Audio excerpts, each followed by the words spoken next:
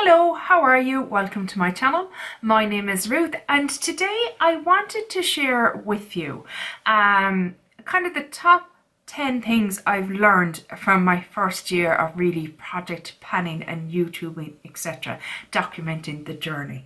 So yeah, I had mentioned that in my team project plan finale that it was something I'd like to do, and a few people said they'd like to see it. So I said, okay then, let's do it. So the first one that I would say is have a good mix.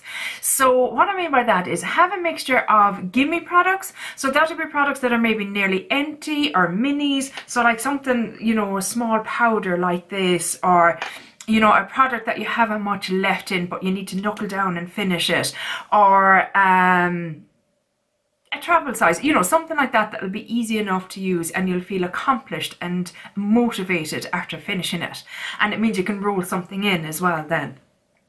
Long term, so that'll be something that will take, like it says, it might take you the year to do, but the sense of accomplishment that you'll have maybe at the end of the year if you manage to finish it will be just mind-blowing.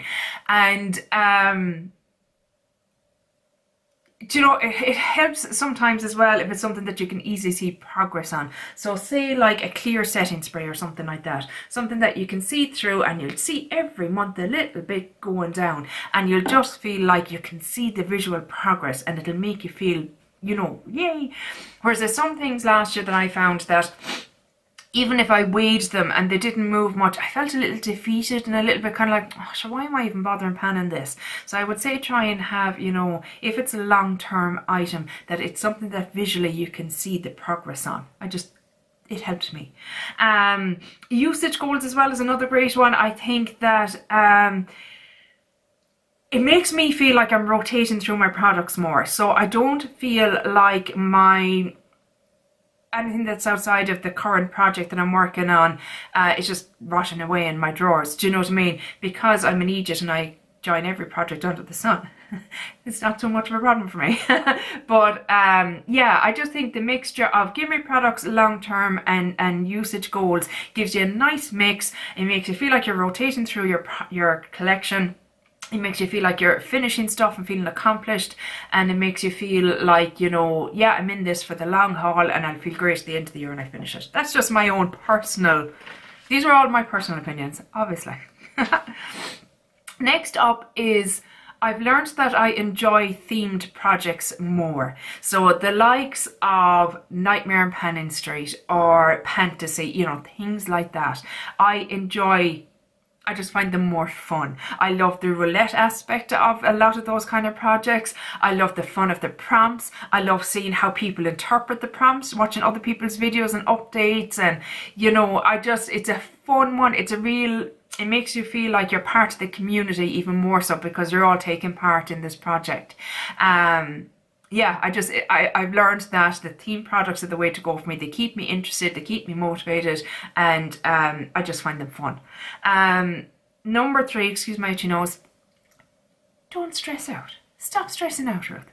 This time last year when I was getting ready to join in on project plans and stuff, I was so anxious and so kind of like, oh my god, I gotta finish it all in the first month. What? No, the whole point is it's a year-long project. But I just had this mentality of, I've got to, you know, focus and I can't use anything else and I have to use this product. No, it's supposed to be fun. This is all about using your products, rotating through your collection. And like I said, the most vital of all is that you're having fun while you're doing it. So that for me, you know, was a big learner. You know, stop stressing out, Ruth. I think halfway through the year, I kind of came to that realization of, if you don't finish something, the world will not actually end. I know, radical thinking here, but there you go.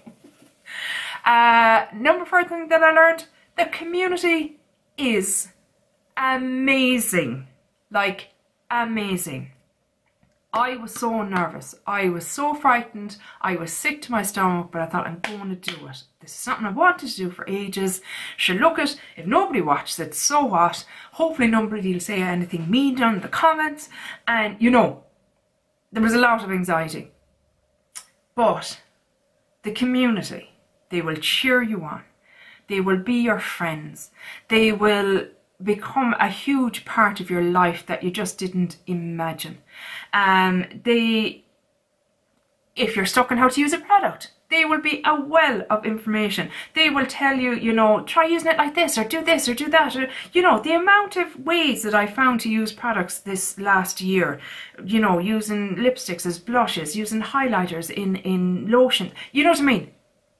Ask the question, guys, help me out here. How am I going to use this up? They will give you answers, and you will be just amazed that you didn't think of it in the first place. But just like the wealth of information they have is just incredible. If you hear pages, these are my notes, because I wouldn't remember this. I was sitting there going, what did I want to say again? I don't know. So we wrote notes. The fifth thing that I learned about myself is I go through skincare, body care and hair care fairly organically. I don't tend to not focus in the project, if that makes sense. So for example, a glycolic acid, I'm not going to change that out every week and try a different glycolic acid. With skincare specifically, I like to stay the course and see if that product is actually doing something or not. I feel if I'm changing too many things too often, I don't know what's working and what's not. Same goes for my hair. Body lotion and shower gel, it just is what it is. It's not an exciting area of my products. But having said that, they are good to put into projects if you need a gimme item. So I know if I want a gimme item in a project, look to my skincare, look to my body care, look to my hair care, because I will organically use those products anyway, and it'll give me a bit of a boost and maybe dig me out of a hole if I can't think of a product that I want to use or fit a prompt, etc. So, you know, that was a good learning thing as well. 6, tools that have helped me. So, for example, washi tape. I think that's what it's called. It's a tape that you take off and you stick onto something. So that's tape there, if you can see it, and you can mark it. So if you have something that constantly the marks rub off, it'll stay on. If you have something like that's back to mark that you want to return, or something you want to recycle, you don't want to be getting marks on it, perfect. You just take that tape off at the end, job done. So I really enjoyed this actually, because it's great for kind of keeping progress and knowing where I'm going with things, and just keeps me motivated. My little scale. I'm delighted I bought a little scale. This is just a teeny tiny little scale for weighing the likes of lip pencils, eye pencils, you know, foundations, everything really, apart from really big things like lotions and that, because they might be a bit heavy for it, but it's 0.00, you know what I mean? So you can really see tiny movements, whereas your regular like kitchen scales or that will only be to the gram, you know what I mean? So you're not going to see any movement maybe for a couple of months, and you might feel a bit dejected and a bit kind of like, sure, I'm getting nowhere with this. Whereas the 0.00 gives you a little bit of motivation, makes you feel like you're making a bit of movement, you know. Unless it's a lip liner, like I had one last year, I think it was the Wet n Wild lip liner. I used it to completion and it still didn't move in the scale. That don't make no sense to me. But there you go. Markers, highlighters, like I use my highlighters for, I use a notebook. So like something like this. And a tabbed one as well I find is brilliant, because I divide it up into the different projects and stuff like that. And I'll highlight a product that I've used so that I know when I'm doing my update, oh yeah, that's used, go get it out of the empties or get it out of my drawer, etc. So I use highlighters, and I use my markers then. These particular Sharpies, they're permanent markers, so they help when you're lining stuff from not moving. And then 2 apps that I found very helpful. One was Tiny Decisions. I love Tiny Decisions. It's the one that has the roulette kind of wheel, and I have it broken down for different projects, for different categories of my makeup, etc. So I just rotate the wheel, and I can choose something from my, I'll show you, I'll give you a quick little look at it. So for example, this is my fantasy project. So there you go, it's up and all the things are there, and I just press my button and it'll select the next item for my fantasy project pen. And like I said, I do the same with my different categories of lipsticks, bronzers, blah blah blah, all those categories, so I can rotate and choose a product if it's, you know, something that needs to be chosen that way. The other thing then is the random number generator. Again, brilliant for, you know, prompts for projects, excuse me, pan those eyeshadows, you know, things like that. Just 2 very handy apps that I definitely use with regards to project planning, and they make it just a little bit fun for me as well. So, you know. Number 7, joining loads of projects. Now, this can be a plus and a minus kind of situation. You could maybe overwhelm yourself if you join too many projects, but what I have found by having different projects with different goals, etc. in them, so we'll say my team project plan, my partners in cream, goals and all those products, finish. Nightmare on Panning Street, fantasy, typically usage goals, unless it's a product that's nearly finished and I'll do it to completion. So what that does then is I have a lot of variety. So I keep my project planning items in my drawers here next to my desk, and I have a lot of variety. So when I open my drawer, I have choice. I'm not kind of going, oh my God, that lipstick again, do I have to wear it? I'm sick to the back teeth of it. Whereas if you have like 3 different lipsticks and 3 different projects in different shades, etc., you have choice. And that for me, like I know there's some people, Rebecca, I think she was panning and stuff at one stage. That girl, I am panning this lipstick until it's done. I will not wear anything else until this lipstick is done. I'm wearing this eyeshadow until it is done. She is laser focused. I can't be that way. I will get bored. I will stop doing it. I will give up. And I don't want to be that way. I want to have fun with it, and I want to have usage, and I want to finish things. So for me, it works out. 8 is multitasking products. So I've learned that this kind of goes back to asking the community. Like that, I've learned how to use a lipstick as a blush. I would never before project planning have even considered. And I know, just because it says something on it doesn't mean that's the only way it can be used. I know that, logically I know that. But yet it takes, you know, somebody telling me, you know, why don't you try using it as a blush? I have found some gorgeous blushes through project planning that were lipsticks that I was kind of going, I'm going to get rid of this. I don't love this colour, me. It's not my shade. You know, it was gone. So yeah, I'm thrilled about that. Use an eyeliner as an eyeshadow base. Would never have thought of doing that. So there was a cream eyeliner I had last year. It was the NYX Wonder Eye Pencil. And sweet mother divine Jesus, it was taking forever because all I was doing was using it in the bottom waterline to kind of brighten the eyes. And one of the girls said, well, why don't you use it as an eye base? And I'm like, what? What is this madness? And lo and behold, it was epic, because if you followed me for any length of time, you know that my eyes are extremely sensitive. Certain eyeshadows can really affect it, so I need a thick primer, and an eyeshadow or an eyeliner is the perfect thickness for a primer for me. Game changer for me. Mixing products together to make something that works better. So whether it be a foundation that you don't like the consistency of on your skin or the finish of, mix it in with a glowy highlighter, or mix it in with a glowy primer, mix it in with an oil. 2 different foundations, like a really matte and a really glowy. You don't like the really matte one, the glowy one's a bit too glowy, put the 2 together, match made in heaven. Foundation and moisturiser, putting some moisturiser into a foundation to thin it out and make it into a BB or CC cream in the summertime. You know, of course. I didn't think of these things. Highlighter body lotion was just, that was just a whole other thing for me last year. I was like, or this year. I was like, this is genius. Why didn't I think of this? Just scraping up a little bit of your highlighter and bumming it into a lotion, just mixing it all up, and you've got a glowy lotion for the summertime. Genius. So simple and so effective. But yeah, they were real learning things for me this year. I really enjoyed those ones. They've been fantastic. 9 kind of goes back again to taking part in a lot of projects, and that is kind of to condense bigger projects down. For example, my 50 Shades of Purple. I was finding that so overwhelming, and so I was struggling with it. I just felt like I wasn't getting anywhere. I was only using a bit of everything. So what I did, and Becca Hope does this, and it's kind of where I got the idea from, taking out 10 products from the project and saying, these are my 10 focus products for the next month or 2 months or whatever it is. And once one of those 10 was finished, you know, at the update, rolling in something else. So maybe 3 of the 10 might be finished. You know, you've hit your goals on it, you've used whatever. Roll in another 3. and keep it rolling at a 10. A manageable chunk that you don't feel like, oh my God, I can't see the wood for the trees. I'm literally only using this one, and nothing is getting any headway.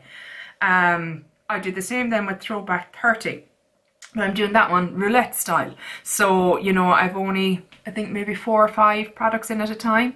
And just as I finish up something in the next update, I'll spin the roulette wheel and that'll be my next prompt. And it's fun, as well as keeping it, you know, manageable for me. Little chunks that I can just work away on and don't feel like I'm, you know, panicking with the amount of product that I have in. And then lastly would be, I've learned to plan better and be more strategic with my projects. So, you know, at the start of last year, the start of projects, I kind of was picking the same kind of product for everyone. So for example, a red lipstick. Now, a red lipstick is a red lipstick, especially for me. I don't wear them a lot.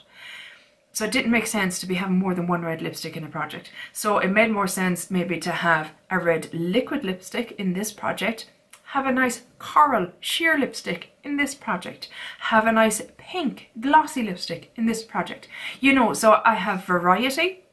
They're not clashing with each other too much. Now I know you've still got lipsticks there, you know what I mean, and they might be competing with each other for usage. But like that, maybe take a liquid lipstick, a regular bullet lipstick, a gloss, you know what I mean, that you haven't just glosses across the board. Does that make sense? I hope I'm making sense there. Same goes for blush. You know what I mean? I kind of made a mistake at one point this year where I had nearly 5 cream blushes on the go. That was stupid. Pure stupid. I wasn't thinking.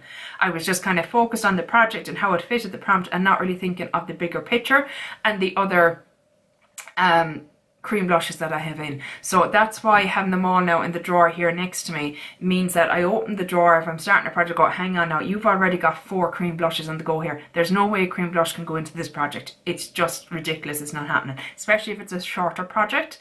Maybe if it's a longer project, you might be able to reach the goal down the line, you know, not focus on it at the moment, focus on it down the line. Danny does that a lot, Danny's makeup, where she'll, you know, she'll bring in products to go, I'm not touching this until the lotion in this project is finished. This lotion might sit here for 6 months and that's fine, I'll work on it then. You know, she's very good at keeping things separate and kind of focusing on what's, you know, whatever project is closest to finishing at the moment. And that's another thing to be aware of. So say you have a project that's going to be finishing next month. Well, obviously then the products in that project should be getting your main attention. And a project that isn't finishing for another 6 months, they can go onto the back of the drawer for the moment and, you know, not worry about them for now.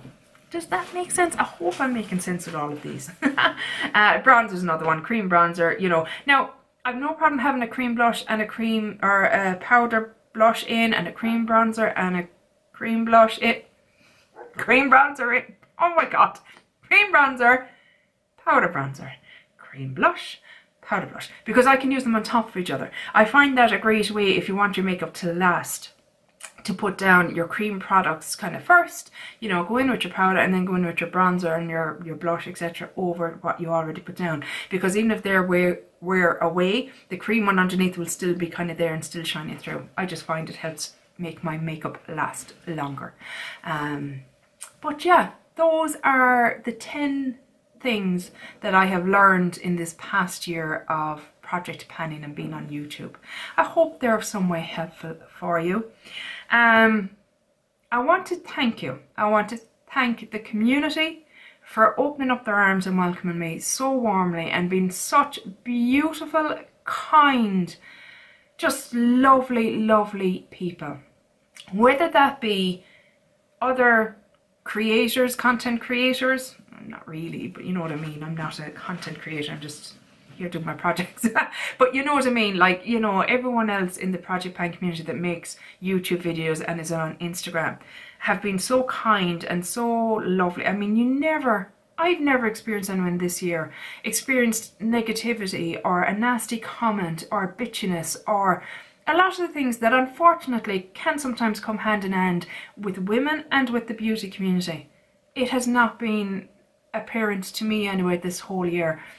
And also then to subscribers that don't necessarily want to do YouTube or Instagram, or maybe don't feel they're ready yet, like I wasn't, and have, you know, been a friend to me, and that's exactly what you are. You know what I mean? You've commented on videos and you've said lovely things, and you've, you know, told me your own kind of what you're doing with your projects and what's working for you and how you're doing. And you know, I spoke some on my mental health and my physical health and stuff like that during the year, and a lot of people were so kind to share their own journeys and their own struggles. And you know, it really makes you feel less lonely, because the likes of depression and stuff like that, and I know there's a good few of us that do these kind of videos and stuff like that, do so because we're kind of stuck at home, whether it be for health reasons or mental health reasons, or you know, just different, you know, and this is our kind of only outlet and our only kind of interaction with other people. So the kindness and the friendliness and the fun, I mean, I've had so much fun, I've laughed so hard this year. But you know, thank you to all of you who have taken the time to watch my videos, to comment on them, to cheer me on.